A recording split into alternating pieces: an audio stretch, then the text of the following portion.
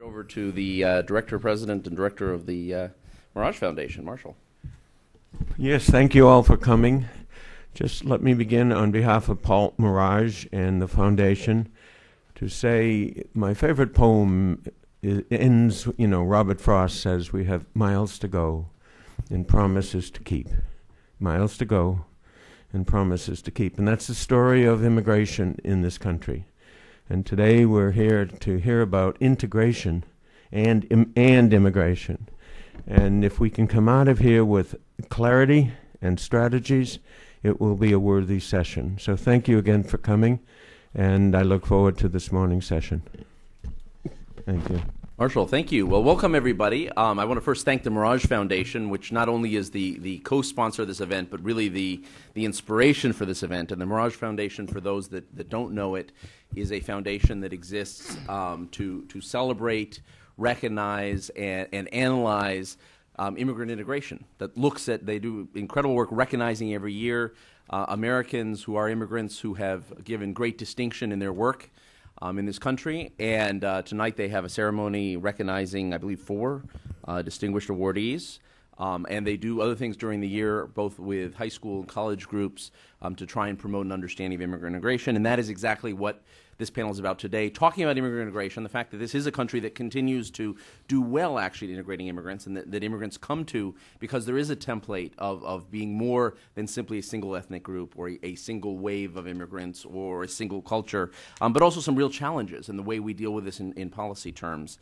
The Wilson Center is, I'm Andrew Seeley, I'm the director of the Mexico Institute. The Wilson Center, we have a strong commitment to, at the Wilson Center, also to immigrants, to issues of immigrant policy and integration. And let me recognize the Comparative Urban Studies program and Lauren Herzer, who should be here, who really organized today's session on our part. Lauren, if you can raise your hand. She's the real moving force, along with Blair Rubel, who is not here today, who's on travel.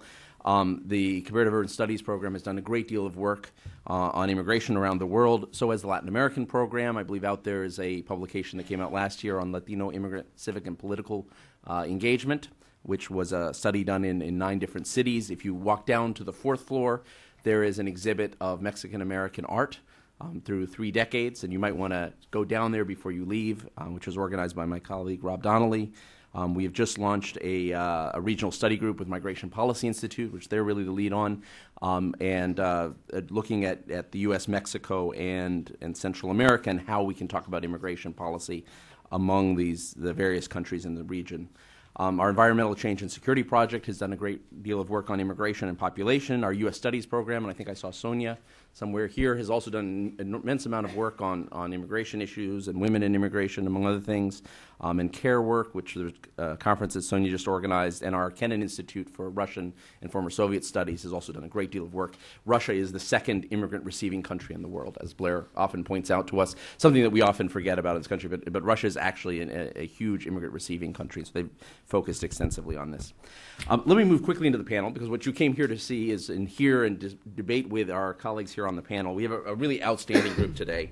Tomas Jimenez is assistant professor at Stanford. I'm going to do a very brief introduction. He has authored the paper that you have out there, and I highly recommend to you. I think this is going to become the standard work on where we are in immigrant integration in this country. What does this wave look like vis-a-vis other waves? What's going on the ground? What are the challenges? It really is an outstanding work published by the Migration Policy Institute, and very objective work, actually. It takes a hard look at what's going on and what is new and what's different, and I think he will tell us about it in a minute. Then we'll hear from Randy Capps. He's a senior policy analyst at Migration Policy Institute. I think everyone in this room probably knows MPI. MPI is really the foremost think tank in the United States on immigration issues. Lots of good people are doing good work on immigration around the country, but MPI has really carved out a niche that no one else has, and they've been our partner on a number of efforts. And very glad to have Randy here, just recognized by the White House, actually, for their efforts on immigrant integration. And we're going to finish with Tamar Jacoby, who is the person who probably knows more about the politics of immigration than anyone else. She's the founder of Immigration Works, an organization dear to my heart, and she's done extraordinary work as a writer, as a journalist, as a thinker, as on talk radio all over the country, among other things. Was at the Manhattan Institute, but founded a few years ago Immigration Works to try and see how you can engage the business community in immigration reform. So we have 3 dynamic panelists. We're going to talk a little bit about what integration looks like, and then tomorrow we'll start to move with Randy into some of the politics of this, and then tomorrow will give us heavily a dose of what are the political realities, what are the possibilities, and what are the real challenges out before us. So let's start with Tomas. Good to have you here. Thank you, Randy. I'm going to use the podium. I'm a professor, so I'm used to standing at podiums and lecturing. So for those of you who are college students, how many of you are college students or going to be college students? Okay, so this is good practice. Don't take a nap. 9 a.m. when you do the adjustment for kind of college time is like 5 a.m. for most people. So, but I want to thank the Wilson Center for inviting me to be here. I want to thank the Mirage Foundation. I also want to thank the Migration Policy Institute for giving me the opportunity to put together this piece. And as I understand it, some of you in this room are Mirage Foundation Fellows. Is that right? Did I get that right? Can you raise your hand if you're a Mirage Foundation Fellow? Congratulations. Great to have you here. And did I get this right that at least one of you is or is going to be a Stanford Cardinal? We just graduated. Oh, you just graduated. Okay, good job. The rest of you, good job. So let me just say by way of introduction that last summer the Migration Policy Institute contacted me about the possibility of writing a paper on the state of immigrant integration in the United States. And that's what many of you have in front of you, and that's what I want to talk about today. And I should say that I actually don't deserve very much credit for writing this piece. The piece looks at immigrant integration using the work of many of my colleagues in social science. And what I tried to do in this piece was paint a picture of the state of immigrant integration in the United States today using various sources of information, various sources of data, various sources of data analysis. And so I owe a lot of credit, and I'll give credit to those individuals as we go along. And before I get into the data, I'm going to give away the ending up front. And it's an ending that I'm sure many of you know in this room because of your own backgrounds and your own experience. But the state of immigrant integration in the United States is quite positive. The overall trend in immigrant integration today is that it's happening. And if there's any difference between the outcome of immigrant integration today compared to a previous wave of immigrants that came mostly from Europe, it's that it's happening faster today than it did in the past. And so this is what I want to do in the next 20 minutes or so. I want to talk to you about some principles of integration. We'll dive into some findings, lots of colorful graphs and charts and tables. And then I want to end with a couple of imperatives for immigrant integration, because while the picture is largely positive, there is still work that needs to be done in particular on the policy front. So let's start with some principles. We hear words like integration, incorporation, assimilation floating around quite a bit. I want to tell you how I define it in this paper. So I define it as both a process and an endpoint. And the process of integration is a process wherein immigrant newcomers and the communities in which they settle, and that is the individuals and institutions, mutually adapt to one another. So it is a relational process. It is in many ways a two-way process, although I don't want to give the impression that it's necessarily a symmetrical process, but there is mutual adjustment going on here. It's also an endpoint. And how do we recognize that endpoint? We recognize that endpoint when individuals only minimally perceive themselves and others in ethno-racial and national terms. That is when these attributes have at most a negligible negative impact on our opportunities and life chances. That is, we look at each other and we don't necessarily care all that much what the other individual's or ethno-racial or national background is. So that's kind of a definition. So some principles. We often talk about immigrant integration, but that's a little bit of a misnomer. The march of immigrant integration does not proceed within the immigrant generation. It, in fact, proceeds across generations. How many of you in this room are immigrants yourselves? You come from another country. I'll say, okay, so quite a few of you. How many of you are children of immigrants? Okay, still fewer hands. How about grandchildren of immigrants? Okay, so many of you likely know, I could have raised my hand, I'm both the son of a Mexican immigrant and the great-grandson of 4 Italian immigrants on my mom's side. So most of you know from your own family experiences that immigrant integration happens over the course of several generations. We don't just see it in the first-generation immigrants. We don't just see it in the second-generation children of immigrants. We start to see it, well, especially in the second generation, but most especially in the third-generation grandchildren of immigrants. Integration is a function of both the attributes that immigrants bring with them, the socioeconomic attributes, the social attributes that they bring with them, their political status, and the attributes or the characteristics of the host society in which they settle. What kind of economic opportunities there are? What are the policies related to legal status? What is the ethno-racial profile of the populations in which they settle? And those two things together determine not only the process, but also the endpoint of integration.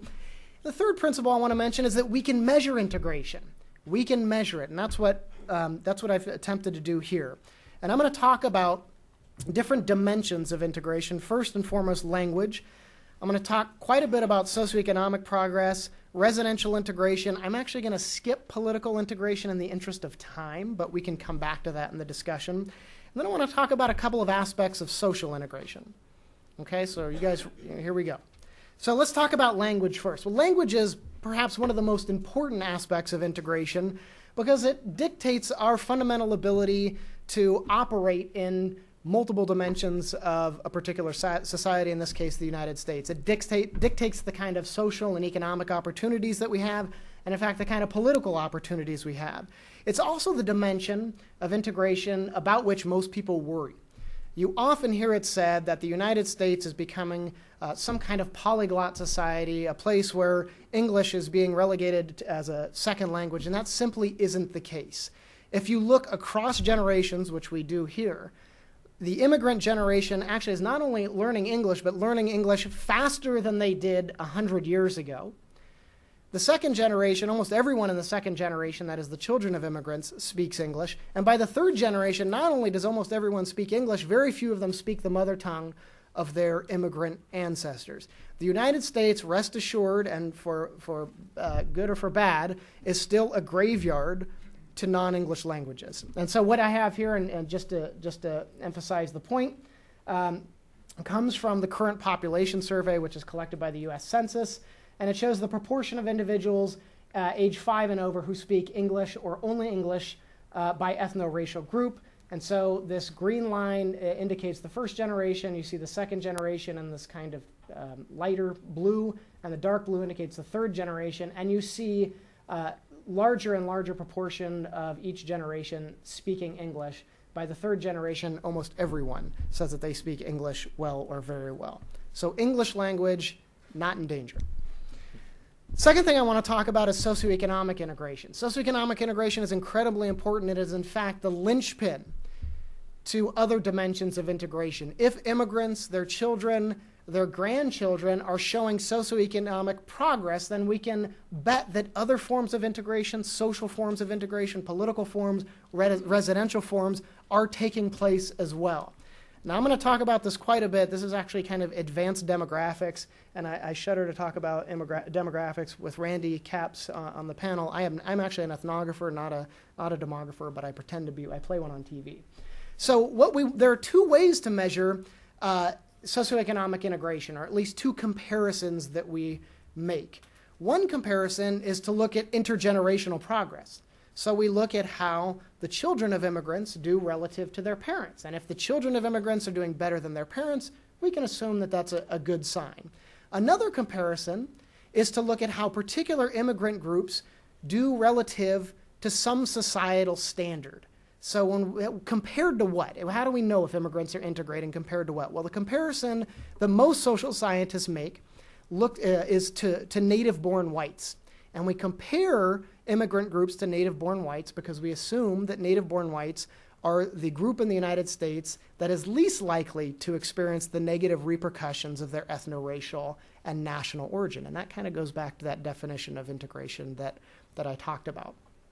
So some demographers, one of them, in fact, is at the University of Maryland, not too far from here, Julie Park, and another one at USC, Dowell Myers, put together a way of setting up both sets of comparisons, that is the intergenerational comparison, and then the intergroup comparison in one really succinct chart, or graph, I should say, and that's what you see before you. And I'm going to explain this a little bit, so hold on to your seat here.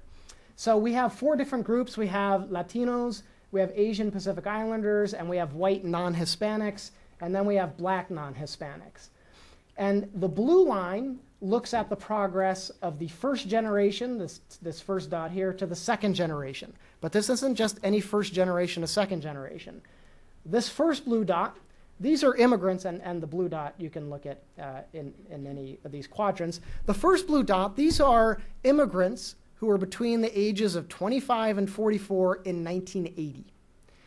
The second blue dot are the children of immigrants, ages 25 to 44 in 2005. And so what Julie Park and Dowell Myers have done for us is compare apples to apples. So we're looking at how the children of immigrants do relative to their parents at the same age, but at different points in time, right? So, you might think of, for those of you who are children of immigrants, you might say to yourself, well, how did my parents do when they were my age? And that might be the relevant comparison. But we want to do an intergroup comparison too. And so this pink line represents native-born whites, and this looks at a cohort of native-born whites who are aged 25 to 44 in 1980, and then another cohort who are aged 25 to 44 in 2005. And so we get to look at the progress of native-born whites as well. And to summarize, and we're looking at a few different dimensions here. So the percentage of people who have more than a high school degree, who have more than a bachelor's, the percentage of people who have a high occupation, and there's a way to kind of put together an index of high occupation, the percentage of people above poverty, and then home ownership. These are kind of key indicators of socioeconomic progress. The overall pattern here is that from the first generation immigrants to their second generation children, their progress is outpacing that of native-born whites. That is, the progress is far better than native-born whites in just about every dimension for just about every group. But there are some notable things that I want to point out here. So the first is, and Latinos are the group about which most people are concerned, partly because of their legal status, but also because Latino immigrants tend to come here with lower socioeconomic, low formal skilling than other immigrants. But if you look at the percentage who are above poverty, not only are the children of Latino immigrants doing way better than their parents, they're catching up to native-born whites. So in the immigrant generation, you have about 70, in the high 70 percentages who are living above poverty. But by the children of immigrants, we have in the mid-90s percent who are living above poverty. And again, you see tremendous progress across each generation for Latinos, although they're not catching up to native-born whites, still progress. If you look at Asian and Pacific Islanders, this starts to get in the immense diversity within the immigrant population today. Immigrants today are some of the most highly skilled individuals in American society, and this upper right quadrant it suggests just that. Lots of immigrants are coming here today, or these are immigrants who probably arrived in the 1970s. Again, these are 25 to 44 in 1980. They're coming here with actually more formal skilling, higher socioeconomic status than native-born whites. Their children are maintaining that advantage and are not only improving on their parents' fortunes, but maintaining the advantage above native-born whites. This starts to beg the question, integration into what? What are the real standards? If we take native-born whites as the standard against which we measure socioeconomic status, if Asian and Pacific Island immigrants or second generation were to meet that standard, they'd actually be doing far worse than their parents. But in fact, they're maintaining an advantage. If you look at white immigrants, and these are immigrants mostly from Canada and Europe, they're starting out below native-born whites in 1980. By the second generation, they're doing far better than native-born whites. Also true along most dimensions for black immigrants who come from the Caribbean and Africa. So the socioeconomic picture is quite positive, although I would argue uneven, with Latinos perhaps showing improvement, but not improvement sufficient enough to catch up to native-born whites. Residential locale. We care about where people live. If individuals are living in neighborhoods that are mixed, we assume that they are bumping into people of other ethno-racial groups, and we assume, therefore, that individuals are perceiving themselves less and less in ethno-racial and national terms, and again, that goes back to this definition of integration. Well, John Iceland and Melissa Scopoliti have taken a look at residential integration for immigrants and native-borns, focusing on Latinos and Asians. And they take a look at 1990, they take a look at 2000, and then they also compare native and foreign-born.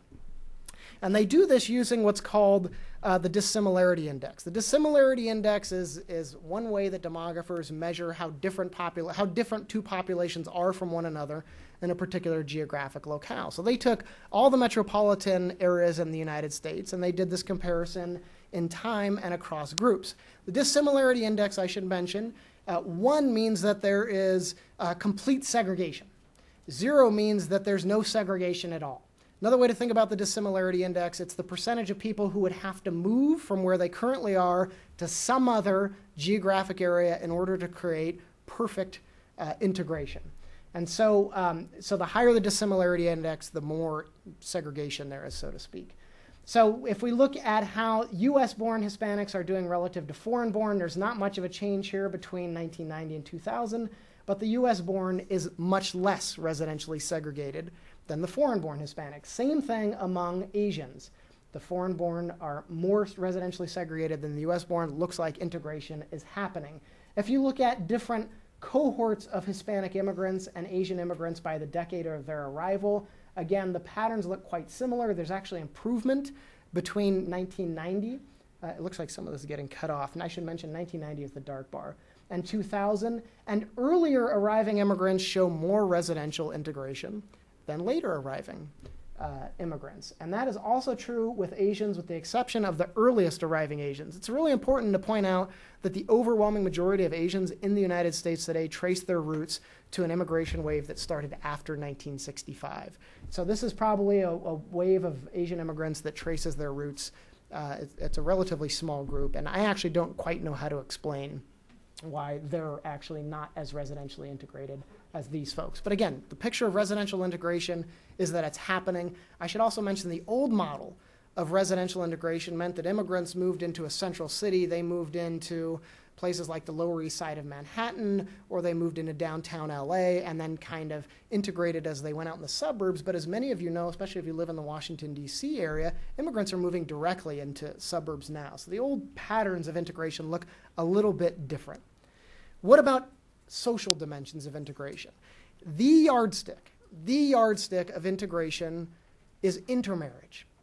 When individuals start marrying each other across ethno-racial groups, it's a good indicator that the fundamental boundaries between groups, social boundaries, economic boundaries, have broken down, that they have broken down. You know, you often talk to individuals who say, I'm a European mutt, I'm part Czech, I'm part Swedish, I'm part Italian, I'm part Irish. Well, that's because if you go back 100 years, those folks didn't marry each other en masse. It took time for those folks to start to marry each other. And you can think about actors like Vin Diesel, who's kind of the 21st century American, right? A mix of everything. Clearly, you guys spend too much time reading books and not enough time watching really bad movies because you don't understand that reference. But that's okay. That's good.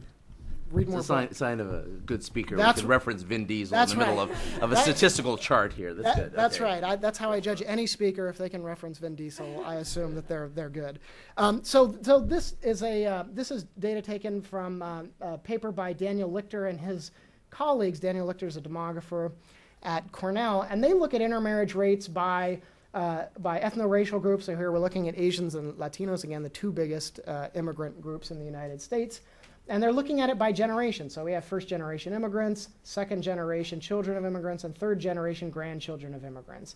And the overwhelming pattern is that intermarriage is happening. It happens more with each generation in the United States. Again, there's a sort of a third-generation Asian exception here, but those third-generation folks come from a much earlier wave of immigrants. They're most likely trace their roots to Japanese and Chinese immigrants who came in the 19th and early 20th century. But the intermarriage rates are actually off the charts, particularly for Asian women. There are some gender asymmetries. 50% of married Asian women who are the children of immigrants are married to non-Asians. It's above 40%. It's actually above 50%. It's above 40% for Asian husbands. Each new generation of Hispanic origin individuals born in the United States outmarries more than the previous generation. And this is actually quite remarkable because one of the things that determines intermarriage is our opportunities to meet people of particular ethno-racial groups. The Latino population in the United States is humongous, yet there's still these very significant intermarriage rates, especially as you get into the third generation. There are other data that show the fourth generation. Some of those data show that 50% of fourth generation Hispanic, or I should say Mexicans and the studies I'm referring to, are marrying non-Latinos. So the intermarriage rates are really, really high. That's a good sign. That's a good sign. Now, there are issues, of course, that might arise in terms of what kind of food do we eat and what kind of religious holidays do we celebrate. But people work those things out pretty well. They work those things out pretty well.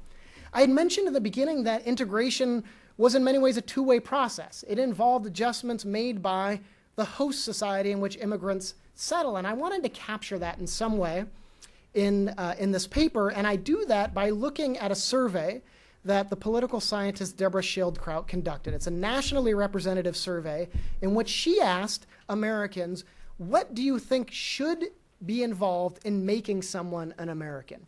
Not what do you think is involved, what do you think should be involved in making someone an American?